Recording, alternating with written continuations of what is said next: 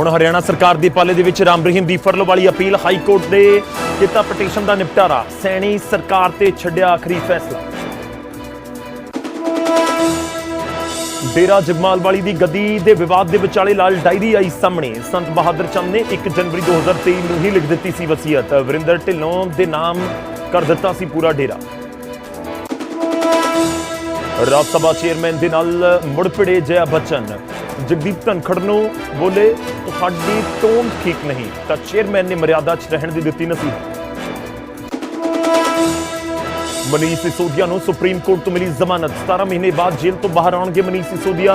Aam Aadmi party ਬੋਲੀ ਸੱਤਮੇਵ ਜਯਤੇ। ਮਨੀਸ਼ ਸਿਸੋਦੀਆ ਦੀ ਬੇਲ ਦੇ ਉੱਤੇ ਸੀਐਮ ਮਾਨ ਦਾ ਬਿਆਨ। ਬੋਲੇ ਸਿਸੋਦੀਆ ਜੀ ਦੀ ਜ਼ਮਾਨਤ ਸੱਚਾਈ ਦੀ ਜਿੱਤ। ਤਾਂ ਸੁਨੀਤਾ ਕੇਜਰੀਵਾਲ ਨੇ ਕਿਹਾ ਭਗਵਾਨ ਦੇ ਘਰ ਦੇਰ ਹੈ ਹਨੇਰ ਨਹੀਂ। ਹਰਮੰਦਰ ਸਾਹਿਬ ਦੇ ਵਿੱਚ ਲੱਗੇ ਨਿਸ਼ਾਨ ਸਾਹਿਬ ਦੇ ਬਦਲੇ ਗਏ ਵਸਤਰ। ਕੇਸਰੀ ਰੰਗ ਦੀ ਥਾਂ ਹੁਣ ਬਸੰਤੀ ਰੰਗ ਦੇ ਪੁਸ਼ਾਕੇ। ਜਥੇਦਾਰ ਦੇ ਹੁਕਮਾਂ ਤੋਂ ਬਾਅਦ ਬਦਲਿਆ ਗਿਆ ਪੁਸ਼ਾਕੇ ਦਾ ਨਾਮ। ਪ੍ਰਧਾਨ ਮੰਤਰੀ ਮੋਦੀ ਨੇ ਨੀਰਜ ਚੋਪੜਾ ਦੇ ਨਾਲ ਫੋਨ ਤੇ ਕੀਤੀ ਗੱਲ। ਪੈਰਿਸ ਓਲੰਪਿਕ ਦੇ ਵਿੱਚ ਸਿਲਵਰ ਮੈਡਲ ਜਿੱਤਣ ਤੇ ਦਿੱਤੀ ਮੁਬਾਰਕਬਾਦ। ਨੀਰਜ ਤੇ ਮਾਤਾ ਦੀ ਖੇਡ ਭਾਵਨਾ ਦੀ ਵੀ ਕੀਤੀ ਤਾਰੀਫ। ਹਰਿਆਣਾ ਸਰਕਾਰ ਨੇ ਮਨੂ ਭਾਕਰ ਤੇ ਸਰਬਜੋਤ ਸਿੰਘ ਨੂੰ ਦਿੱਤੀ ਸਰਕਾਰੀ ਨੌਕਰੀ। ਖੇਡ ਵਿਭਾਗ ਦੇ ਵਿੱਚ ਡਿਪਟੀ ਡਾਇਰੈਕਟਰ ਲਗਾਉਣ ਦਾ ਆਫਰ। ਸੀਐਮ ਨਾਇਬ ਸੈਣੀ ਨੇ ਦੋਵਾਂ ਨੂੰ ਕੀਤਾ ਸਨਮਾਨ। ਸੀਐਮ ਭਗਵੰਤ ਮਾਨ ਨੇ ਨਿਸ਼ਾਨੇਬਾਜ਼ ਮਨੂ ਭਾਕਰ ਦੇ ਨਾਲ ਕੀਤੀ ਮੁਲਾਕਾਤ। ਸੀਐਮ ਮਾਨ ਨੇ ਮਨੂ ਭਾਕਰ ਦਾ ਕੀਤਾ ਸਵਾਗਤ। ਡਾਕਟਰ ਗੁਰਪ੍ਰੀਤ ਕੌਰ ਮਾਨ ਵੀ ਰਹੇ ਮੌਜੂਦ।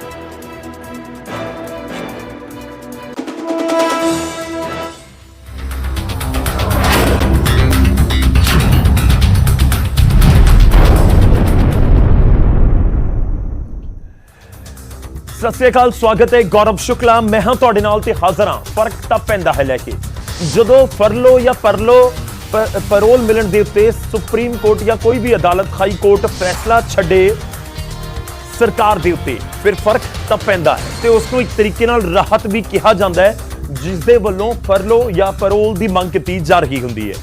खबर दे नाल शुरुआत करन जा रहे हैं ते खबर जुड़ी हुई है डेरा मुखी राम रहीम दे नाल। राम रहीम दी फरलो दे उत्ते हुण हरियाणा सरकार फैसला लवेगी। हरियाणा सरकार अपने पद्धर दे उत्ते फैसला करे। ये पंजाब हरियाणा हाई कोर्ट दे वल्लों आदेश दिते गए ने। हाई कोर्ट ने एसजीपीसी दी पटीशन दा निपटारा कर दिता। राम रहीम ने 21 दिन दी फरलो मंगी सी ते वीरवार नूं हाई कोर्ट ने फैसला सुरक्षित रख लिया सी। ये पूरा मामला जेकर असीं समझाइए तां गुरमीत राम रहीम डेरा मुखी सिरसा और वख-वख केसिस दे विच इस समय जेल दे विच बंद है। दोषी ऐलानिया गया अलग अलग केसिस दे विच और समय समय के उत्ते परलो या परोल या फरलो मिलती रही है। तो लगातार जिहड़ी जेल तो बाहर आने की इजाजत मिल रही सी डेरा मुखी नूं, उसनूं लैके सवाल चुके गए। एसजीपीसी एक पटीशन लैके पहुंच गई हाई कोर्ट ते हाई कोर्ट दे विच अदालत दे वल्लों इस पटीशन का निपटारा कर दिता गया ते कहा गया है कि राम रहीम की जिहड़ी अर्जी होवेगी वो चाहे परोल या फरलो जो भी हुंदी है उस दे उत्ते फैसला हरियाणा सरकार अपने पद्धर दे उत्ते करे।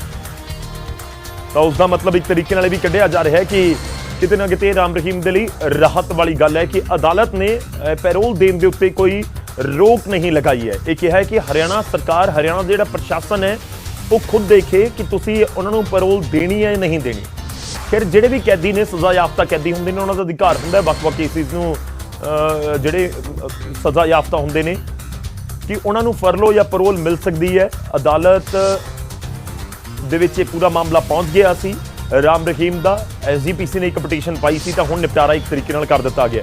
और तुसीं ये भी कह सकते हो कि पूरा मामला किते ना किते राहत भरी खबर राम रहीम या फिर उन्हां दे समर्थकां दे लई लाजमी तौर ते है। और समय समय दे उत्ते राम रहीम नूं छुट्टी मिलदी रही है। वो भी तुहानूं दिखा रहे हैं कि कदों कदों छुट्टी मिली है राम रहीम नूं। काबिले गौर भी है कि राम रहीम नूं 2017 दे विच अगस्त 2017 दे विच ਜਦੋਂ सज़ा सुनाई गई साधवी शरीरक शोषण मामले ਦੇ ਵਿੱਚ ਤਾਂ ਉਸ ਤੋਂ ਬਾਅਦ ਤੋਂ ਲਗਾਤਾਰ ਉਹ ਜੇਲ੍ਹ ਦੇ ਵਿੱਚ ਹੈ।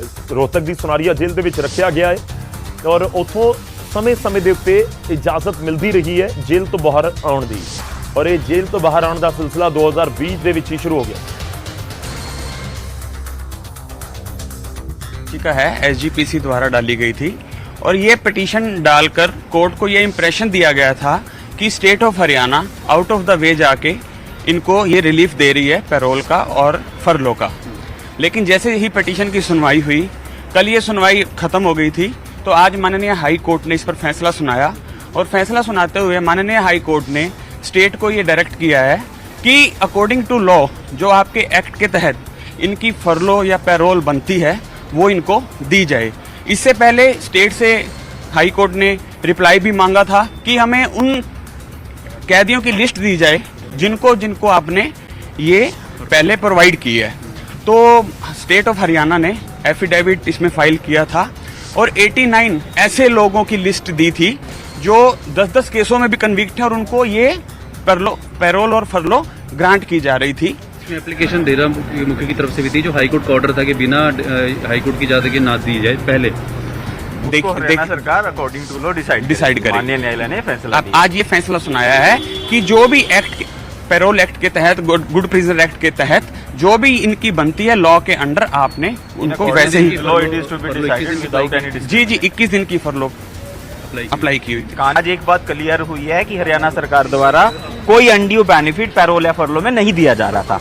कानून के तहत 10 सप्ताह की पैरोल और 3 सप्ताह की फरलो 91 डेज लीगली कन्विक्शन के बाद 1 साल बाद फरलो ड्यू हो जाती है, 3 साल बाद 1 साल बाद पैरोल ड्यू हो जाती है, 3 साल बाद फरलो ड्यू हो जाती है। तो जो भी दी जा रही थी that was with in the parameter of law, कानूनी दी जा रही है। ਤਾਂ ਇੱਕ ਤਰੀਕੇ ਨਾਲ ਵਕੀਲ ਦਾਵਾ ਕਰਦੇ ਨਜ਼ਰ ਆਏ ਨੇ ਕਿ ਹੁਣ ਹਰਿਆਣਾ ਸਰਕਾਰ ਇਹ ਡਿਸਾਈਡ ਕਰੇਗੀ ਜੋ ਅਦਾਲਤ ਦੇ ਵੱਲੋਂ ਫੈਸਲਾ ਦਿੱਤਾ ਗਿਆ। ਸਿੱਧਾ ਰੁਕ ਕਰਦੇ ਹਾਂ, ਤੁਹਾਨੂੰ ਲੈ ਕੇ ਚੱਲਦੇ ਹਾਂ ਸਾਡੇ ਸਹਿਯੋਗੀ ਪੰਜਾਬ ਹਰਿਆਣਾ ਹਾਈ ਕੋਰਟ ਤੋਂ ਉਮੇਸ਼ ਸ਼ਰਮਾ ਸਾਡੇ ਨਾਲ ਜੁੜ ਰਹੇ ਨੇ, ਉਹਨਾਂ ਦੇ ਨਾਲ ਗੱਲਬਾਤ ਕਰਾਂਗੇ। ਉਮੇਸ਼, ਇਸ ਸਿੱਧੇ ਤੌਰ ਦੇ ਉੱਤੇ ਡੇਰਾ ਮੁਖੀ ਨੂੰ ਰਾਹਤ ਦੇ ਤੌਰ ਦੇ ਉੱਤੇ ਸਮਝਿਆ ਜਾਵੇ।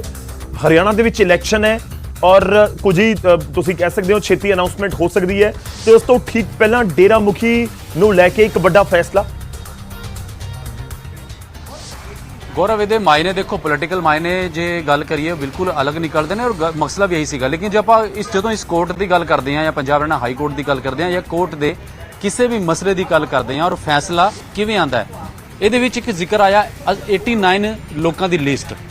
ਜਦੋਂ ਪਿਛਲੇ ਸਾਲ ਐਸਜੀਪੀਸੀ ਨੇ ਇੱਕ ਪਟੀਸ਼ਨ ਫਾਈਲ ਕੀਤੀ ਕਿ ਰਾਮ ਰਹੀਮ ਨੂੰ ਹਰਿਆਣਾ ਸਰਕਾਰ ਵੱਲੋਂ ਬਾਰ-ਬਾਰ ਪੈਰੋਲ ਦਿੱਤੀ ਜਾਂਦੀ ਹੈ, ਬਾਰ-ਬਾਰ ਫਰਲੋ ਦਿੱਤੀ ਜਾਂਦੀ ਹੈ ਕਿਉਂਕਿ ਆਪਣੇ ਪੋਲੀਟੀਕਲ ਫਾਇਦੇ ਵਾਸਤੇ ਦਿੱਤੀ ਜਾਂਦੀ ਹੈ, ਇਹ ਪਟੀਸ਼ਨ ਆਈ ਸੀਗੀ ਪੰਜਾਬ ਹਰਿਆਣਾ ਹਾਈ ਕੋਰਟ ਵਿੱਚ। ਉਸ ਤੋਂ ਬਾਅਦ ਹਾਈ ਕੋਰਟ ਦਾ ਇੱਕ ਆਰਡਰ ਆਂਦਾ ਹੈ 29 ਫਰਵਰੀ ਨੂੰ 28 ਫਰਵਰੀ ਦੇ ਮਹੀਨੇ ਵਿੱਚ ਕਿ ਹਾਈ ਕੋਰਟ ਦੀ ਇਜਾਜ਼ਤ ਤੋਂ ਬਿਨਾ ਕੋਈ ਵੀ ਫਰਲੋ ਜਾਂ ਪੈਰੋਲ ਨਾ ਦਿੱਤੀ ਜਾਵੇ।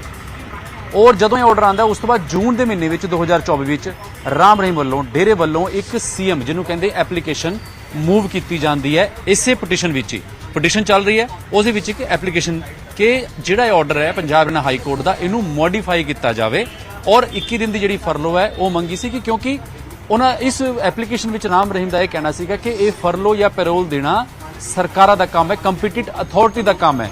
ਉਹ ਕਿਹੜੀ ਹੁੰਦੀ ਹੈ? ਉਹ ਹੁੰਦੀ ਹੈ ਜੇਲ੍ਹ ਪ੍ਰਸ਼ਾਸਨ, ਲੋਕਲ ਐਡਮਿਨਿਸਟ੍ਰੇਸ਼ਨ ਜੀ। ਉਸ ਤੇ ਹੀ ਬਹਿਸਾਂ ਚੱਲੀਆਂ। ਕੋਰਟ ਨੇ ਹਰਿਆਣਾ ਸਰਕਾਰ ਨੂੰ ਪੁੱਛਿਆ, ਐਫੀਡੇਵਿਟ ਮੰਗਿਆ ਜਦੋਂ ਚੀਫ ਜਸਟਿਸ ਦੀ ਬੈਂਚ ਵਿੱਚ ਇਹ ਮਸਲਾ ਚੱਲ ਰਿਹਾ ਸੀ ਕਿ ਤੁਸੀਂ ਕਿਨ ਲੋਕਾਂ ਨੂੰ ਇਹ ਜੀ ਪੈਰੋਲ ਜਾਂ ਫਰਲੋ ਦਿੱਤੀ ਹੈ। ਤਾਂ ਹਰਿਆਣਾ ਸਰਕਾਰ ਵੱਲੋਂ ਇਸੇ ਕੋਰਟ ਵਿੱਚ 79 ਲੋਕਾਂ ਦੀ ਲਿਸਟ ਦਿੱਤੀ ਗਈ ਕਿ ਇਹਨਾਂ ਨੂੰ ਅਸੀਂ ਫਰਲੋ ਦਿੱਤੀ ਹੈ ਜਿਨ੍ਹਾਂ ਦੇ ਉੱਤੇ 10 ਤੋਂ ਕੇਸ ਜ਼ਿਆਦਾ ਸੀਗੇ, ਰੇਪ ਐਲੀਗੇਸ਼ਨ। ਉਸ ਤੋਂ ਬਾਅਦ ਕੀ ਹੋਇਆ, ਇਹ ਵੀ ਐਫੀਡੇਵਿਟ ਮੰਗਿਆ ਗਿਆ ਕਿ ਕਿਹਨਾਂ ਲੋਕਾਂ ਦੀ ਤੁਸੀਂ ਰਿਜੈਕਟ ਕੀਤੀ ਹੈ ਫਰਲੋ ਜਾਂ ਪੈਰੋਲ। 2 ਲੋਕਾਂ ਦੀ ਫਰਲੋ ਜਾਂ ਪੈਰੋਲ ਰਿਜੈਕਟ ਕੀਤੀ ਗਈ ਸੀ। ਤਾਂ ਸਾਡੇ ਨਾਲ ਡੇਰੇ ਦੇ ਐਡਵੋਕੇਟ ਨੇ ਜਤਿੰਦਰ ਖੁਰਾਨਾ, ਉਹ ਵੀ ਜੁੜ ਚੁੱਕੇ ਨੇ। ਜਤਿੰਦਰ ਖੁਰਾਨਾ ਜੀ, ਅੱਜ ਦਾ ਫੈਸਲਾ ਹਲੇ ਡਿਟੇਲ ਆਰਡਰ ਆਣਾ ਬਾਕੀ है। ਅੱਜ ਦਾ ਫੈਸਲਾ ਇਹ ਹੈ ਕਿ ਕਿਤੇ ਨਾ ਕਿਤੇ ਤੁਹਾਨੂੰ ਰਿਲੀਫ है। जी जी बिल्कुल बिल्कुल, मैं आपको बताऊं जो एसजीपीसी द्वारा ये याचिका माननीय हाई कोर्ट में डाली गई थी, इस याचिका को डालकर माननीय हाई कोर्ट को एसजीपीसी द्वारा ये इंप्रेशन दिया जा रहा था कि जो पूज्य गुरु संत गुरमीत राम रहीम सिंह जी इंसा जी को जो ये पैरोल और फरलो स्टेट ऑफ हरियाणा दे रही है वो आउट ऑफ द वे जाके दे रही है, अकॉर्डिंग टू लॉ नहीं दे रही। इस पर सुनवाई चली थी माननीय हाई कोर्ट में, काफी दिन से इस पर सुनवाई चल रही थी। तो माननीय हाई कोर्ट ने स्टेट ऑफ हरियाणा को डायरेक्ट किया कि आप जो पूज्य गुरु जी के ऊपर केसेस हैं ऐसे ही सिमिलर केसेस की लिस्ट लेकर आए कि ऐसे और कितने कैदी हैं जिनको आपने ये कंसेशन दिया है पैरोल और फरलो का। तो स्टेट ऑफ हरियाणा ने एक एफिडेविट फाइल किया था और कुल 89 ऐसे लोगों की रिपोर्ट उन्होंने माननीय हाई कोर्ट में दी कि जिनको उन्होंने पैरोल और फरलो दी है। उसके बाद माननीय हाई कोर्ट ने स्टेट ऑफ हरियाणा को डायरेक्ट किया कि अब आप उनकी लिस्ट लेकर आए कि जिन सिमिलर केसेस में जिनकी आपने रिजेक्ट की है एप्लीकेशन। तो वो भी वो लिस्ट लेकर आए एफिडेविट के माध्यम से। सिर्फ 2 लोगों की वो लिस्ट थी और उसमें उन्होंने कारण दिया कि एक को हमने पैरोल पर भेजा था, जब उसका सरेंडर करने का टाइम था तो समय पर उसने सरेंडर नहीं किया। 2 महीने के बाद उसने सरेंडर किया, 49 दिन के बाद, सॉरी।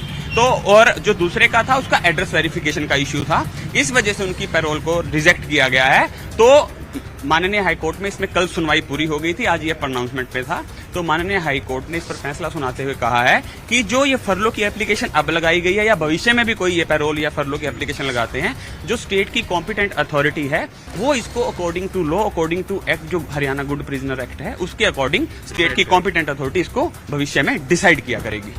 ਗੌਰਵ ਕਿਤੇ ਨਾ ਕਿਤੇ ਜਿਹੜੀ ਐਫੀਡੇਵਿਟ ਮੰਗੇ ਗਏ ਨੇ ਇਸ ਕੇਸ ਦਾ ਜਿਹਨੂੰ ਮੈਨੂੰ ਬੇਸ ਜਿਹੜਾ ਲੱਗਦਾ ਹੈ, ਹਾਲਾਂਕਿ ਆਰਡਰ 'ਚ ਸ਼ਾਇਦ ਇਹ ਆਏਗਾ ਵੀ, ਡਿਟੇਲ ਆਰਡਰ ਆਣਾ ਬਾਕੀ ਹੈ ਕਿ ਐਫੀਡੇਵਿਟ ਮੰਗਿਆ ਗਿਆ ਕਿ ਰਾਮ ਰਹੀਮ ਦੀ ਤੁਸੀਂ ਬਾਰ-ਬਾਰ ਫਰਲੋ ਜਾਂ ਪੈਰੋਲ ਦੇ ਰਹੇ ਹੋ, ਬਾਕੀ ਕਿੰਨੀ ਕੈਦੇ ਨੂੰ ਦਿੱਤੀ ਹੈ, ਤਾਂ 89 ਯਾਨੀ ਕਿ 79 ਲੋਕਾਂ ਦੀ ਲਿਸਟ ਦਿੱਤੀ ਗਈ ਔਰ ਉਸ ਤੋਂ ਬਾਅਦ 2 ਲੋਕਾਂ ਦੀ ਇਹ ਲਿਸਟ ਦਿੱਤੀ ਗਈ। ਜਦੋਂ ਕੋਰਟ ਨੇ ਦੁਬਾਰਾ ਮੰਗਿਆ ਕਿ ਰਿਜੈਕਟ ਕਿੰਨੀ ਕੀਤੀ ਹੈ ਤਾਂ ਸਰਕਾਰ ਨੇ ਦਿੱਤੀ 2 ਲੋਕਾਂ ਦੀ ਰਿਜੈਕਟ ਕੀਤੀ ਹੈ, ਜਿੱਦਾਂ जितेंद्र खुराना दस रहे सीगे। एक और पॉइंट तुसी कोई दसना चाह रहे हो? जी देखिए, जैसे आप अभी पूछ रहे थे तो ये जो पिटीशन है डिस्पोज ऑफ हो गई है। जो एसजीपीसी की पिटीशन है वो माननीय हाई कोर्ट ने डिसमिस कर दिया और भविष्य में जो इसके ऊपर फैसला लेगी वो स्टेट की कॉम्पिटेंट अथॉरिटी लिया करेगी।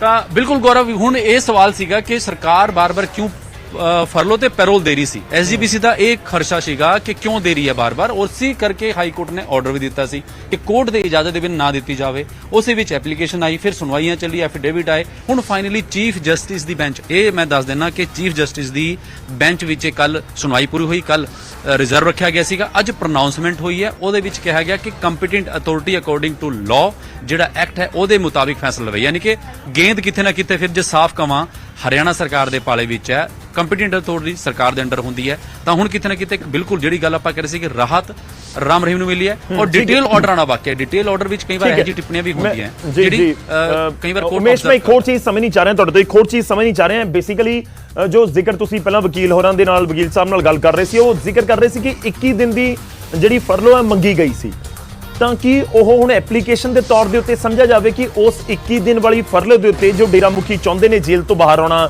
21 ਦਿਨ ਦੇ ਲਈ, ਉਹ ਹੁਣ ਹਰਿਆਣਾ ਐਡਮਿਨਿਸਟ੍ਰੇਸ਼ਨ ਫੈਸਲਾ ਲਵੇਗਾ ਜਾਂ ਉਸ ਦੇ ਉੱਤੇ ਵੀ ਕੋਈ ਟਿੱਪਣੀ ਜਾਂ ਫਿਰ ਉਸ ਦੇ ਉੱਤੇ ਵੀ ਕੋਈ ਫੈਸਲਾ ਸਮਝਿਆ ਜਾਵੇ ਹਾਈ ਕੋਰਟ ਦਾ ਕਿ ਹਾਂ ਉਸ ਨੂੰ ਪ੍ਰਵਾਨਗੀ ਮਿਲ ਗਈ ਹੈ। ਬਿਲਕੁਲ ਬਹੁਤ ਵਧੀਆ ਸਵਾਲ ਹੈ ਔਰ ਇਹਦਾ ਜਵਾਬ ਵੀ ਗੌਰਵ ਹਾਈ ਕੋਰਟ ਤੋਂ ਹੀ ਮਿਲ ਗਿਆ। ਹਾਈ ਕੋਰਟ ਨੇ ਕੀ ਕਿਹਾ ਕਿ ਜਿਹੜੀ 21 ਦਿਨ ਦੀ ਫਰਲੋ ਦੀ ਐਪਲੀਕੇਸ਼ਨ ਸੀ ਉਹ ਪਾਈ ਗਈ ਸੀ, ਉਹਦਾ ਮਤਲਬ ਇਹ ਹੈ ਕਿ ਜਿਹੜਾ ਹੁਣ ਹਾਈ ਕੋਰਟ ਨੇ ਕਹਿਤਾ ਕਿ ਇਹ ਜਿਹੜੀ ਫਰਲੋ ਤੁਸੀਂ ਮੰਗਦੇ ਹੋ ਇਹਦਾ ਫਰਲੋ ਦਾ ਫੈਸਲਾ ਕੌਣ ਕਰੇਗਾ? ਇਹਦਾ ਫੈਸਲਾ ਕਰੇਗਾ ਕੰਪੀਟੈਂਟ ਅਥਾਰਟੀ। ਕੰਪੀਟੈਂਟ ਅਥਾਰਟੀ ਕੌਣ ਹੁੰਦੀ ਹੈ? ਲੋਕਲ ਐਡਮਿਨ, ਜੇਲ੍ਹ ਪ੍ਰਸ਼ਾਸਨ, ਸਰਕਾਰ ਇਨਵੋਲਵ ਹੋ ਜਾਂਦੀ ਹੈ। ਬਿਲਕੁਲ ਇਹੀ ਕਿ ਉਹਦੇ ਵਿੱਚ ਹੁਣ ਕੋਰਟ ਦਾ ਕੋਈ ਰੋਲ ਨਹੀਂ ਰਿਹਾ। ਕੋਰਟ ਨੇ ਉਹਨਾਂ ਨੂੰ ਕਹਿਤਾ ਵੀ ਤੁਸੀਂ ਆਪਣੇ ਹਿਸਾਬ ਨਾਲ ਫੈਸਲਾ ਲਓ, ਉਹ ਕਹਿੰਦੇ ਠੀਕ ਹੈ ਜੀ ਸਾਨੂੰ ਸਾਰਾ ਕੁਝ ਠੀਕ ਲੱਗਦਾ, ਅਸੀਂ ਫਰਲੋ ਦੇ ਰਹੇ ਹਾਂ। ਤਾਂ ਯਾਨੀ ਕਿਤੇ ਨਾ ਕਿਤੇ ਉਹੀ ਮੈਂ ਗੱਲ ਕਰ ਰਿਹਾ ਕਿ ਰਸਤਾ ਸਾਫ਼ ਹੈ। ਕੋਰਟ ਨੇ ਕਹਿਤਾ ਕਿ ਤੁਸੀਂ ਫੈਸਲਾ ਲਓ according to act, according to law ਕੀ ਕਹਿੰਦਾ ਹੈ, ਕਿਉਂਕਿ ਕੋਰਟ ਇਹ ਤੇ ਮਤਲਬ ਕਿਤੇ ਨਾ ਕਿਤੇ ਸੈਟੀਸਫਾਈ ਹੈ ਕਿ ਜਿਹੜੇ ਐਫੀਡੇਵਿਟ ਸਰਕਾਰ ਨੇ ਦਿੱਤਾ ਗਿਆ, ਕਿਉਂਕਿ ਇਹ ਵੀ ਲੱਗਦਾ ਸੀਗਾ ਕਿ ਰਾਮ ਰਹੀਮ ਨੂੰ ਹੀ ਕਿਉਂ। ਕੋਰਟ ਵਿੱਚ ਐਫੀਡੇਵਿਟ ਆਇਆ ਕਿ 79 ਲੋਕਾਂ ਨੂੰ ਇਹ ਜੀ ਫਰਲੋ ਤੇ ਪੈਰੋਲ ਦਿੱਤੀ ਗਈ ਹੈ, ਉਹਦੇ ਵਿੱਚ 2 ਦੀ ਰਿਜੈਕਟ ਕੀਤੀ ਗਈ ਹੈ, ਉਹ ਵੀ ਕਾਰਨ ਦੱਸਦਾ। ਇਹ ਸਵਾਲ ਬਿਲਕੁਲ ਵਾਜਿਬ ਸੀਗਾ ਕਿ ਕਿਆ ਹੁਣ ਹੈ, ਲੇਕਿਨ ਹੁਣ 21 ਦਿਨ ਦੀ ਫਰਲੋ ਦਾ ਫੈਸਲਾ ਕੰਪੀਟੈਂਟ ਅਥਾਰਟੀ ਮਤਲਬ ਸਰਕਾਰ, ਜੇਲ੍ਹ ਪ੍ਰਸ਼ਾਸਨ, ਐਡਮਿਨਿਸਟ੍ਰੇਸ਼ਨ ਲੈਂਦਾ ਜੀ। ਚਲੋ ਸ਼ੁਕਰੀਆ, ਬਹੁਤ ਬਹੁਤ ਧੰਨਵਾਦ ਸਾਡੇ ਨਾਲ ਜੁੜਨ ਦੇ ਲਈ, ਇਸ ਪੂਰੀ ਗੱਲਬਾਤ ਦੇ ਲਈ। ਤਾਂ ਡੈਫੀਨਿਟਲੀ ਇਸ ਸਮੇਂ ਇੱਕ ਵੱਡੀ ਰਾਹਤ ਦੇ ਤੌਰ ਦੇ ਉੱਤੇ ਇਸ ਪੂਰੇ ਡਿਸੀਜਨ ਨੂੰ ਦੇਖਿਆ ਜਾ ਰਿਹਾ ਹੈ ਔਰ ਅਹਿਮ ਤੇ ਵੱਡੀ ਖਬਰ ਹੈ ਕਿਉਂਕਿ ਪੰਜਾਬ ਦੇ ਨਾਲ ਇਸ ਪੂਰੇ ਮਾਮਲੇ ਦੇ ਤਾਰ ਜੁੜਦੇ ਨੇ ਆ ਕੇ ਇੱਕ ਸੈਂਟੀਮੈਂਟ ਦੇ ਤੌਰ ਦੇ ਉੱਤੇ। ਇਸ ਕਰਕੇ ਬਹੁਤ ਸੁਰਖੀਆਂ ਦੇ ਵਿੱਚ ਰਾਮ ਰਹੀਮ ਨੂੰ ਜਦੋਂ ਪੈਰੋਲ ਜਾਂ ਫਿਰ ਫਰਲੋ ਮਿਲੀ ਹੈ, ਉਹ ਪੰਜਾਬ ਦੇ ਵਿੱਚ ਵੀ ਸੁਰਖੀਆਂ ਦਾ ਮੁੱਦਾ ਰਿਹਾ ਹੈ, ਸੁਰਖੀਆਂ ਦੇ ਵਿੱਚ ਉਹ ਮੁੱਦਾ ਰਿਹਾ ਹੈ। ਤਾਂ ਇੱਕ ਵਾਰ ਫਿਰ ਤੋਂ ਕਿਉਂਕਿ ਐਸਜੀਪੀਸੀ ਪਹੁੰਚ ਗਈ ਸੀ, ਐਸਜੀਪੀਸੀ ਨੇ ਵਿਰੋਧ ਕੀਤਾ ਸੀ ਕਿ ਹਰਿਆਣਾ ਦੀ ਸਰਕਾਰ ਆਊਟ ਆਫ ਦਾ ਵੇ ਜਾ ਕੇ ਮਦਦ ਕਰ ਰਹੀ ਹੈ ਜਾਂ ਫਿਰ ਪੈਰੋਲ ਜਾਂ ਫਰਲੋ ਦੇ ਰਹੀ ਹੈ ਡੇਰਾ ਮੁਖੀ ਨੂੰ। ਤਾਂ ਫਿਰ ਅਦਾਲਤ ਦਾ ਕੰਮ ਦੇਖੋ, ਜਿਵੇਂ ਪਹਿਲਾਂ ਉਮੇਸ਼ ਮੇਰੇ ਸਹਿਯੋਗੀ ਜ਼ਿਕਰ ਕਰ ਰਹੇ ਸੀ ਕਿ ਅਦਾਲਤ ਦੇ ਵਿੱਚ ਤਰਕਾਂ ਦੇ ਆਧਾਰ ਦੇ ਉੱਤੇ ਗੱਲ ਹੁੰਦੀ ਹੈ। ਤਾਂ ਫਿਰ ਅਦਾਲਤ ਨੇ ਪੁੱਛ ਲਿਆ ਕਿ ਠੀਕ ਹੈ, ਹੋ ਸਕਦਾ ਕਿ ਤੁਸੀਂ ਆਊਟ ਆਫ ਦਾ ਵੇ ਜਾ ਕੇ ਜੋ ਐਸਜੀਪੀਸੀ ਕਹਿ ਰਿਹਾ ਉਹ ਕਰ ਰਹੇ ਹੋਵੋ, ਪਰ ਦੱਸੋ ਕਿ ਸਿਰਫ ਰਾਮ ਰਹੀਮ ਹੈ ਜਿਸ ਨੂੰ ਫਰਲੋ ਦਿੱਤੀ ਜਾ ਰਹੀ ਹੈ ਜਾਂ ਪੈਰੋਲ ਦਿੱਤੀ ਜਾ ਰਹੀ ਹੈ ਜਾਂ ਅਜਿਹਾ ਕੋਈ ਹੋਰ ਵੀ ਹੈ? ਤਾਂ ਇੱਕ ਐਫੀਡੇਵਿਟ ਫਾਈਲ ਕੀਤਾ ਗਿਆ ਔਰ 99 ਲੋਕਾਂ ਦਾ ਨਾਮ ਦੱਸਿਆ ਗਿਆ ਕਿ ਇਹਨਾਂ ਨੂੰ ਪੈਰੋਲ ਜਾਂ ਫਰਲੋ ਦਿੱਤੀ ਗਈ ਹੈ। ਫਿਰ ਅਦਾਲਤ ਨੇ ਦੁਬਾਰਾ ਪੁੱਛਿਆ ਕਿ ਤੁਸੀਂ ਹੁਣ ਇਹ ਤਾਂ ਦੱਸਤਾ ਕਿ ਕਿਹੜੇ ਲੋਕਾਂ ਨੂੰ ਦਿੱਤੀ ਗਈ ਹੈ, ਇੱਕ ਸਾਨੂੰ ਲਿਸਟ ਦਿਵੋ ਜਿਨ੍ਹਾਂ ਦੇ ਵਿੱਚ ਤੁਸੀਂ ਰਿਜੈਕਟ ਕਰ ਦਿੱਤਾ। ਤਾਂ ਜੋ ਵਕੀਲ ਦੱਸ ਰਹੇ ਸਨ ਉਹਨਾਂ ਦੇ ਵੱਲੋਂ ਇਹ ਤਰਕ ਦਿੱਤਾ ਗਿਆ ਕਿ 2 ਲੋਕਾਂ ਦੀ ਜਿਹੜੀ ਫਰਲੋ ਜਾਂ ਪੈਰੋਲ ਨੂੰ ਰਿਜੈਕਟ ਕੀਤਾ ਗਿਆ ਹਰਿਆਣਾ ਐਡਮਿਨਿਸਟ੍ਰੇਸ਼ਨ ਦੇ ਵੱਲੋਂ, ਔਰ ਉਸ ਦੇ ਪਿੱਛੇ ਤਰਕ ਇਹ ਦਿੱਤਾ ਗਿਆ ਕਿ ਇੱਕ ਤਾਂ ਸ਼ਖਸ ਜਿਸ ਨੂੰ 2 ਦਿਨ ਦੀ ਪੈਰੋਲ ਮਿਲੀ ਸੀ, ਉਹ 49 ਦਿਨ ਤੱਕ ਉਸਨੇ ਸਰੈਂਡਰ ਨਹੀਂ ਕੀਤਾ, ਔਨ ਟਾਈਮ ਸਰੈਂਡਰ ਨਹੀਂ ਕੀਤਾ, ਇਸ ਕਰਕੇ ਦੁਬਾਰਾ ਉਸ ਦੇ ਉੱਤੇ ਭਰੋਸਾ ਨਹੀਂ ਕੀਤਾ ਗਿਆ ਔਰ ਉਸ ਨੂੰ ਦੁਬਾਰਾ ਰਿਜੈਕਟ ਕਰ ਦਿੱਤੀ ਗਈ ਉਹਦੀ ਅਰਜ਼ੀ।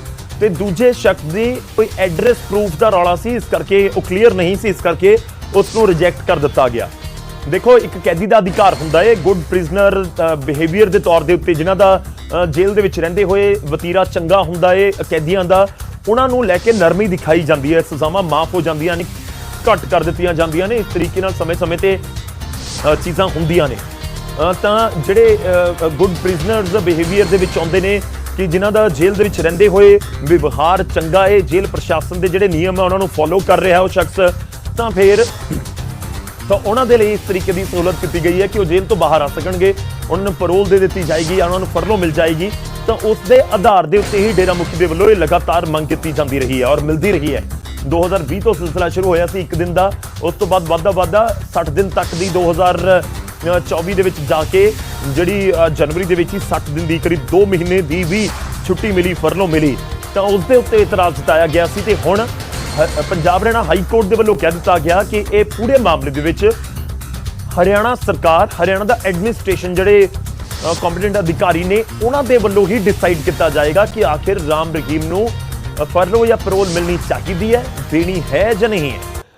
ਤਾਂ ਇੱਕ ਤਰੀਕੇ ਦੇ ਨਾਲ ਰਾਹਤ ਦੇ ਤੌਰ ਦੇ ਉੱਤੇ ਇਸ ਨੂੰ ਜ਼ਰੂਰ ਦੇਖਿਆ ਜਾ ਰਿਹਾ ਹੈ ਔਰ ਪੋਲੀਟੀਕਲ ਤੌਰ ਦੇ ਉੱਤੇ ਵੀ ਅਜਿਹੇ ਮਾਮਲਿਆਂ ਦੇ ਐਂਗਲ ਜੁੜ ਜਾਂਦੇ ਨੇ ਕਿ ਪੋਲੀਟੀਕਲ ਐਂਗਲ ਕੋਈ ਨਾ ਕੋਈ ਇਸ ਦੇ ਵਿੱਚ ਜ਼ਰੂਰ ਹੋਵੇਗਾ ਔਰ ਖਾਸ ਤੌਰ ਤੇ ਬਿਲਕੁਲ ਇਲੈਕਸ਼ਨ ਤੋਂ ਠੀਕ ਪਹਿਲਾਂ ਹਰਿਆਣਾ ਦੇ ਵਿੱਚ ਅਗਲੇ 2-2.5 ਮਹੀਨਿਆਂ ਦੇ ਵਿੱਚ ਇਲੈਕਸ਼ਨ ਸਾਨੂੰ ਹੁੰਦੇ ਹੋਏ ਨਜ਼ਰ ਆਉਣਗੇ, ਜਦੋਂ ਹਰਿਆਣਾ ਦੇ ਲੋਕਾਂ ਨੇ ਵੋਟਾਂ ਕਰਨੀਆਂ ਨੇ। ਡੇਰਾ ਸਿਰਸਾ ਹਰਿਆਣਾ ਦੇ ਵਿੱਚ ਹੈ, ਇੱਕ ਵੱਡਾ ਆਧਾਰ ਰੱਖਦਾ ਹੈ ਡੇਰਾ ਸਿਰਸਾ ਔਰ ਇੱਕ ਪੋਲੀਟੀਕਲ ਤੌਰ ਦੇ ਉੱਤੇ ਵੀ ਮੈਸੇਜ ਸਮੇਂ-ਸਮੇਂ ਦੇ ਉੱਤੇ ਡੇਰੇ ਦੇ ਵੱਲੋਂ ਦਿੱਤੇ ਜਾਂਦੇ ਰਹੇ ਨੇ ਵੱਖ-ਵੱਖ ਪਾਰਟੀਆਂ ਦੇ ਹੱਕ ਦੇ ਵਿੱਚ। ਤਾਂ ਕਿ ਉਸ ਐਂਗਲ ਦੇ ਨਾਲ ਵੀ ਇਸ ਪੂਰੇ ਮਾਮਲੇ ਨੂੰ ਦੇਖਿਆ ਜਾਣਾ ਚਾਹੀਦਾ ਹੈ ਜਾਂ ਦੇਖਿਆ ਜਾਵੇਗਾ, ਇਹ ਚਰਚਾ ਦਾ ਵਿਸ਼ਾ ਜ਼ਰੂਰ ਹੈ।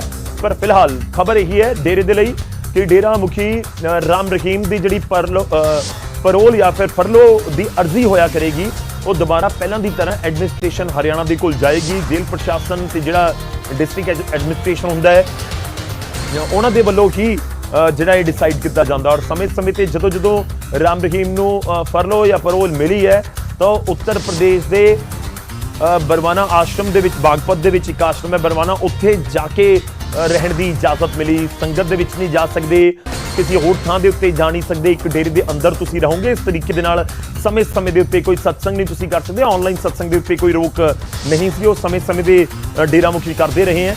ਤਾਂ ਇਹ ਸਾਰੀਆਂ ਚੀਜ਼ਾਂ ਦੇ ਵਿਚਾਲੇ ਅਹਿਮ ਖਬਰ ਇਸ ਸਮੇਂ ਇਹੀ ਹੈ ਕਿ ਰਾਮ ਰਹੀਮ, ਜਾਂ ਮੈਂ ਸਿੱਧੇ ਸ਼ਬਦਾਂ ਦੇ ਵਿੱਚ ਕਹਾਂ, ਮੈਂ ਰਾਹਤ ਲਗਾਤਾਰ ਕਹਿ ਰਿਹਾ ਜਾਂ ਮੈਂ ਸਿੱਧੇ ਸ਼ਬਦਾਂ ਦੇ ਵਿੱਚ ਕਹਾਂ ਕਿ ਅਗਲੇ ਕੁਝ ਦਿਨਾਂ ਦੇ ਵਿੱਚ ਇੱਕ ਵਾਰ ਫਿਰ ਤੋਂ ਰਾਮ ਰਹੀਮ ਜੇਲ੍ਹ ਤੋਂ ਛੁੱਟੀ ਲੈ ਕੇ ਬਾਹਰ ਆਉਂਦੇ ਹੋਏ ਨਜ਼ਰ ਆ ਸਕਦੇ ਨੇ। ਡੇਰਾ ਮੁਖੀ ਨੂੰ ਇੱਕ ਵਾਰ ਫਿਰ ਤੋਂ ਪੈਰੋਲ ਜਾਂ ਫਿਰ ਫਰਲੋ ਮਿਲਦੀ ਹੋਈ ਨਜ਼ਰ ਆ ਸਕਦੀ ਹੈ, ਕਿਉਂਕਿ ਵਕੀਲਾਂ ਦੇ ਵੱਲੋਂ ਜੋ ਦੱਸਿਆ ਗਿਆ ਕਿ ਅਦਾਲਤ ਨੇ ਐਸਜੀਪੀਸੀ ਦੀ ਪਟੀਸ਼ਨ ਨੂੰ ਨਿਪਟਾਰਾ ਕਰ ਦਿੱਤਾ। ਉਹਨਾਂ ਨੇ ਡਿਸਮਿਸ ਸ਼ਬਦ ਦਾ ਇਸਤੇਮਾਲ ਕੀਤਾ ਸੀ ਕਿ ਉਹ ਪੂਰੀ ਸੁਣਵਾਈ ਕੰਪਲੀਟ ਹੋ ਗਿਆ, ਨਿਪਟਾਰਾ ਹੋ ਗਿਆ, ਯਾਨੀ ਕਿ ਇਸ ਦੇ ਉੱਤੇ ਹੁਣ ਹੋਰ ਕੋਈ ਕਿੰਤੂ ਪ੍ਰੰਤੂ ਨਹੀਂ ਹੈ। ਦੇਖਣਾ ਹੋਵੇਗਾ ਕਿ ਐਸਜੀਪੀਸੀ ਕੀ ਵਾਕਈ ਹੀ ਇਸ ਕੇਸ ਦੇ ਵਿੱਚ ਹੋਰ ਅੱਗੇ ਵੱਧ ਕੇ ਕਿਤੇ ਅਪੀਲ ਕਰਦੀ ਹੈ ਕਿ ਡਬਲ ਬੈਂਚ ਦੇ ਕੋਲ ਜਾਂ ਹਾਈ ਕੋਰਟ ਦੇ ਵਿੱਚ ਜਾਂ ਫਿਰ ਹੋਰ ਉੱਤੇ ਦੀ ਅਦਾਲਤ ਦੇ ਵਿੱਚ ਜਾ ਕੇ ਇਸ ਮਾਮਲੇ ਨੂੰ ਚੁੱਕਿਆ ਜਾਂਦਾ ਹੈ ਜਾਂ ਨਹੀਂ, ਉਹ ਦੇਖਣਾ ਹੋਏਗਾ। ਪਰ ਫਿਲਹਾਲ ਦੀ ਘੜੀ ਇਹੀ ਹੈ ਕਿ ਰਾਮ ਰਹੀਮ ਡੇਰਾ ਸਿਰਸਾ ਮੁਖੀ, ਉਹਨਾਂ ਦੇ ਸਮਰਥਕਾਂ ਦੇ ਲਈ ਇੱਕ ਬਹੁਤ ਚੰਗੀ ਖਬਰ ਤੁਸੀਂ ਕਹਿ ਸਕਦੇ ਹੋ ਔਰ ਜਲਦੀ ਇੱਕ ਵਾਰ ਫਿਰ ਤੋਂ ਫਰਲੋ ਦੇ ਉੱਤੇ ਡੇਰਾ ਮੁਖੀ ਬਾਹਰ ਨਜ਼ਰ ਆ ਸਕਦਾ ਹੈ। ਇੱਕ ਹੋਰ ਡੇਰੇ ਦਾ ਜ਼ਿਕਰ ਕਰਾਂਗੇ, ਸਿਰਸਾ ਡੇਰਾ ਦਾ ਜਗਮਾਲ ਵਾਲੀ ਦੇ ਸੰਤ ਬਹਾਦਰ ਚੰਦ ਵਕੀਲ ਸਾਹਿਬ ਦੀ ਇੱਕ ਲਾਲ ਡਾਇਰੀ ਸਾਹਮਣੇ ਆ, ਜਿਸ ਨੂੰ ਵਕੀਲ ਸਾਹਿਬ ਨੇ 1 ਜਨਵਰੀ 2023 ਨੂੰ ਲਿਖਿਆ ਸੀ ਅਤੇ ਇਸ ਦੇ ਵਿੱਚ ਵਕੀਲ ਸਾਹਿਬ ਤੋਂ ਪਹਿਲਾਂ ਡੇਰੇ ਦੇ ਸੰਤ ਰਹੇ ਗੁਰਬਖਸ਼ ਸਿੰਘ ਮੈਨੇਜਰ ਦਾ ਵੀ ਜ਼ਿਕਰ ਹੈ ਕਿ ਕਿਸ ਤਰ੍ਹਾਂ ਨਾਲ ਉਹਨਾਂ ਨੇ ਵਕੀਲ ਸਾਹਿਬ ਦੇ ਨਾਮ ਡੇਰੇ ਦੀ ਵਸੀਅਤ ਕੀਤੀ ਹੈ। मैं दिल्ली में था और मेरी बड़ी बेटी, उसका नाम मीनू है, वो भी मेरे साथ थी, तो वो वसीयत हमारे सामने लगवाई। ਵਕੀਲ ਸਾਹਿਬ ਨੇ ਇਸ ਲਾਲ ਡਾਇਰੀ ਦੇ ਵਿੱਚ ਸਾਫ਼ ਤੌਰ ਤੇ ਲਿਖਿਆ ਕਿ ਉਹ ਡੇਰੇ ਦੀ ਵਸੀਅਤ ਵੀरेंद्र ਦੇ ਨਾਮ ਕਰ ਰਹੇ ਨੇ। वसीयत एक दिन में तैयार नहीं हुई, ये जनवरी के अंदर महाराज जी ने उनको बुलाया है, अपने खुद हाथों से, ये देखो ये लिखी हुई, पहले हाथ से खुद लिखी है, आप इसकी फोटो भी ले सकते हो, आप इसकी जांच भी करवा सकते हो। ਅਤੇ ਇसी ਡਾਇਰੀ ਦੇ ਪੰਨਿਆਂ ਦੇ ਵਿੱਚ ਲਿਖੀ ਵਸੀਅਤ ਨੂੰ ਪ੍ਰਿੰਟ ਅਤੇ ਰਜਿਸਟਰਡ ਕਰਵਾ ਕੇ ਡੇਰੇ ਦੇ ਟਰਸਟ ਦੇ ਲੋਕਾਂ ਦੇ ਸਾਹਮਣੇ ਸੰਤ ਵਕੀਲ ਸਾਹਿਬ ਦੇ ਹੁੰਦੇ ਹੋਏ ਵਕੀਲ ਨੇ ਪੜ੍ਹ ਕੇ ਸੁਣਾਇਆ ਸੀ। तो ये बात मेरे साथ पहले भी कई बार हो चुकी थी कि डेरे में और कोई इस लायक नहीं है, मेरा तो वीरेंद्र ही है। ਕਾਬਲੇ ਗੌਰ ਹੈ ਕਿ ਡੇਰੇ ਦੇ ਸੰਤ ਦੇ ਦੇਹਾਂਤ ਤੋਂ ਬਾਅਦ ਗੱਦੀ ਨੂੰ ਲੈ ਕੇ ਵਿਵਾਦ ਜ਼ੋਰ ਫੜ ਚੁੱਕਿਆ ਹੈ ਅਤੇ ਦੇਖਣਾ ਹੋਵੇਗਾ ਕਿ ਇਹ ਲਾਲ ਡਾਇਰੀ ਅੱਗੇ ਹੋਰ ਕੀ ਖੁਲਾਸੇ ਕਰਦੀ ਹੈ। ਅਗਲੀ ਖਬਰ ਦਾ ਰੁਖ ਕਰਦੇ ਹਾਂ। ਸੁਪਰੀਮ ਕੋਰਟ ਨੇ ਖਾਲਿਸਤਾਨੀ ਸਮਰਥਕ ਅੰਮ੍ਰਿਤਪਾਲ ਸਿੰਘ ਦੇ ਐਮਪੀ ਚੁਣੇ ਜਾਣ ਦੇ ਖਿਲਾਫ ਜੋ ਪਟੀਸ਼ਨ ਦਾਖਲ ਕੀਤੀ ਗਈ ਸੀ ਉਸ ਨੂੰ ਖਾਰਿਜ ਕਰ ਦਿੱਤਾ। ਪਟੀਸ਼ਨਕਰਤਾ ਨੇ ਦਾਅਵਾ ਕੀਤਾ ਸੀ ਕਿ ਕੋਈ ਵੀ ਸ਼ਖਸ ਸੰਸਦ ਦੀ ਸੀਟ ਭਰਨ ਦੇ ਲਈ ਉਸ ਸਮੇਂ ਤੱਕ ਯੋਗ ਨਹੀਂ ਹੋਵੇਗਾ ਜਦੋਂ ਤੱਕ ਭਾਰਤ ਦਾ ਨਾਗਰਿਕ ਨਾ ਹੋਵੇ, ਪਰ ਕੋਰਟ ਨੇ ਪਟੀਸ਼ਨ ਨੂੰ ਖਾਰਿਜ ਕਰ ਦਿੱਤਾ। ਕਾਬਲੇ ਗੌਰ ਹੈ ਕਿ ਅੰਮ੍ਰਿਤਪਾਲ ਸਿੰਘ 2022 ਦੇ ਵਿੱਚ ਹੀ ਵਿਦੇਸ਼ ਤੋਂ ਪਰਤਿਆ ਸੀ। ਆਉਂਦੇ ਹੀ ਉਸਨੇ ਵਾਰਿਸ ਪੰਜਾਬ ਦੇ ਮੁਖੀ ਦੇ ਰੂਪ ਦੇ ਵਿੱਚ ਗੱਦੀ ਸੰਭਾਲੀ। ਇਸ ਦੇ ਨਾਲ ਹੀ ਦੇਸ਼ ਵਿਰੋਧੀ ਬਿਆਨ ਨੂੰ ਲੈ ਕੇ ਸੁਰਖੀਆਂ 'ਚ ਵੀ ਰਿਹਾ। ਆਪਣੇ ਸਾਥੀ ਨੂੰ ਥਾਣੇ ਤੋਂ ਛੁਡਵਾਉਣ ਦੇ ਲਈ ਫਰਵਰੀ 2023 ਦੇ ਵਿੱਚ ਅੰਮ੍ਰਿਤਪਾਲ ਸਿੰਘ ਦੇ ਉੱਤੇ ਇਲਜ਼ਾਮ ਹੈ ਕਿ ਉਸਨੇ ਆਪਣੇ 400 ਤੋਂ ਵੱਧ ਸਮਰਥਕਾਂ ਅਤੇ ਗੁਰੂ ਗ੍ਰੰਥ ਸਾਹਿਬ ਜੀ ਨੂੰ ਲੈ ਕੇ ਥਾਣਾ ਅਜਨਾਲਾ ਦੇ ਵਿੱਚ ਪਹੁੰਚ ਕੀਤੀ ਅਤੇ ਥਾਣੇ ਤੇ ਕਬਜ਼ਾ ਕਰਨ ਦੀ ਕੋਸ਼ਿਸ਼ ਕੀਤੀ। ਇਸ ਤੋਂ ਬਾਅਦ ਉਹ ਪੰਜਾਬ ਪੁਲਿਸ ਦੇ ਨਿਸ਼ਾਨੇ ਤੇ ਆ ਗਿਆ। ਪੁਲਿਸ ਨੇ ਕਾਰਵਾਈ ਕਰਦੇ ਹੋਏ ਅੰਮ੍ਰਿਤਪਾਲ ਦੇ ਖਿਲਾਫ NSA ਦੇ ਤਹਿਤ ਮਾਮਲਾ ਦਰਜ ਕੀਤਾ ਤੇ 23 ਅਪ੍ਰੈਲ 2023 ਨੂੰ ਅੰਮ੍ਰਿਤਪਾਲ ਸਿੰਘ ਨੂੰ ਗ੍ਰਿਫਤਾਰ ਕਰਕੇ ਅਸਮ ਦੀ ਡਿਬਰੂਗੜ੍ਹ ਜੇਲ੍ਹ ਭੇਜ ਦਿੱਤਾ ਗਿਆ। ਜੇਲ੍ਹ ਦੇ ਵਿੱਚ ਰਹਿੰਦੇ ਹੋਏ ਉਸਨੇ ਖਡੂਰ ਸਾਹਿਬ ਤੋਂ ਆਜ਼ਾਦ ਉਮੀਦਵਾਰ ਦੇ ਤੌਰ ਤੇ ਚੋਣ ਲੜੀ ਅਤੇ ਵੱਡੀ ਜਿੱਤ ਹਾਸਲ ਕੀਤੀ ਅਤੇ ਹੁਣ ਅੰਮ੍ਰਿਤਪਾਲ ਸਿੰਘ ਦੇ MP ਚੁਣੇ ਜਾਣ ਦੇ ਖਿਲਾਫ ਸੁਪਰੀਮ ਕੋਰਟ ਦੇ ਵਿੱਚ ਪਟੀਸ਼ਨ ਲਗਾਈ ਗਈ ਸੀ, ਜਿਸ ਨੂੰ ਖਾਰਿਜ ਕਰ ਦਿੱਤਾ ਗਿਆ। ਤੇ ਸੁਪਰੀਮ ਕੋਰਟ ਨੇ ਪਟੀਸ਼ਨ ਨੂੰ ਖਾਰਿਜ ਕਰਦੇ ਹੋਏ ਪਟੀਸ਼ਨਕਰਤਾ ਨੂੰ ਇਹ ਵੀ ਕਿਹਾ ਕਿ ਤੁਹਾਨੂੰ ਇਸ ਦੇ ਲਈ ਚੋਣ ਕਮਿਸ਼ਨ ਦੇ ਵਿੱਚ ਜਾਣਾ ਚਾਹੀਦਾ ਹੈ, ਕਿਉਂਕਿ ਇਲੈਕਸ਼ਨ ਦੇ ਨਾਲ ਸਿੱਧੇ ਤੌਰ ਦੇ ਉੱਤੇ ਮਾਮਲਾ ਜੁੜਿਆ ਹੋਇਆ, ਤੁਸੀਂ ਗਲਤ ਥਾਂ ਦੇ ਉੱਤੇ ਆਏ ਹੋ। ਪਟੀਸ਼ਨ ਖਾਰਜ ਹੋਈ ਹੈ, ਪਰ ਦੂਜੇ ਪਾਸੇ ਜੋ ਪਟੀਸ਼ਨ ਕਰਤਾ ਹੈ ਹੁਣ ਇਲੈਕਸ਼ਨ ਕਮਿਸ਼ਨ ਦਾ ਰੁਖ ਕਰ ਸਕਦੇ ਨੇ, ਜੋ ਉਹਨਾਂ ਦੇ ਵੱਲੋਂ ਤਰਕ ਦਿੱਤੇ ਜਾ ਰਹੇ ਨੇ ਅੰਮ੍ਰਿਤਪਾਲ ਦੀ ਮੈਂਬਰ ਪਾਰਲੀਮੈਂਟ ਸ਼ਿਪ ਜਿਹੜੀ ਹੈ ਉਸ ਨੂੰ ਚੈਲੰਜ ਕਰਦੇ ਹੋਏ। ਹੁਣ ਅੱਗੇ ਵਧਦੇ ਹਾਂ ਤੇ ਵਾਰੀ ਸਾਡੀ ਮੁਹਿੰਮ ਦੀ ਬਹੁਤ ਸਾਰੀਆਂ ਵੀਡੀਓ ਸਾਡੇ ਕੋਲ ਪਹੁੰਚ ਰਹੀਆਂ ਨੇ। ਅਸੀਂ ਕੋਸ਼ਿਸ਼ ਕਰ ਰਹੇ ਹਾਂ ਕਿ ਚੌਗਿਰਦੇ ਨੂੰ ਸਾਰੇ ਮਿਲ ਕੇ ਸੰਭਾਲੀਏ, ਖੂਬ ਸਾਰੇ ਰੁੱਖ ਲਗਾਈਏ। ਆਉਣ ਵਾਲੇ ਕੁਝ ਸਾਲਾਂ ਦੇ ਵਿੱਚ ਖੂਬ ਹਰਿਆ ਭਰਾ ਸਾਨੂੰ ਪੰਜਾਬ, ਸਾਡਾ ਪੂਰਾ ਇਲਾਕਾ ਨਜ਼ਰ ਆਵੇ। ਬਹੁਤ ਸਾਰੀਆਂ ਵੀਡੀਓਜ਼ ਪਹੁੰਚੀਆਂ ਨੇ, ਉਹਨਾਂ ਦੇ ਵਿੱਚੋਂ ਕੁਝ ਵੀਡੀਓਜ਼ ਦੇ ਉੱਤੇ ਨਜ਼ਰ।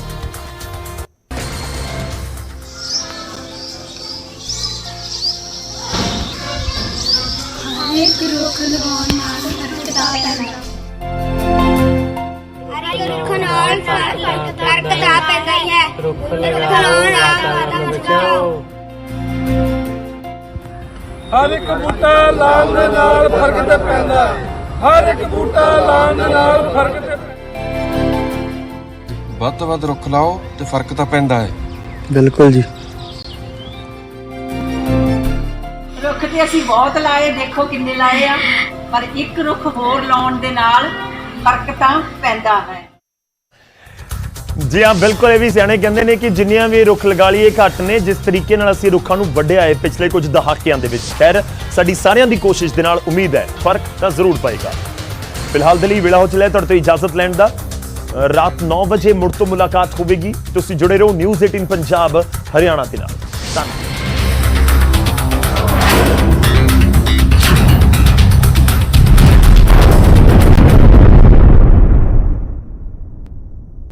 इस न्यूज हेडलाइंस के प्रायोजक Aerotro homes near Mohali airport. Call 9207492074 9207492074।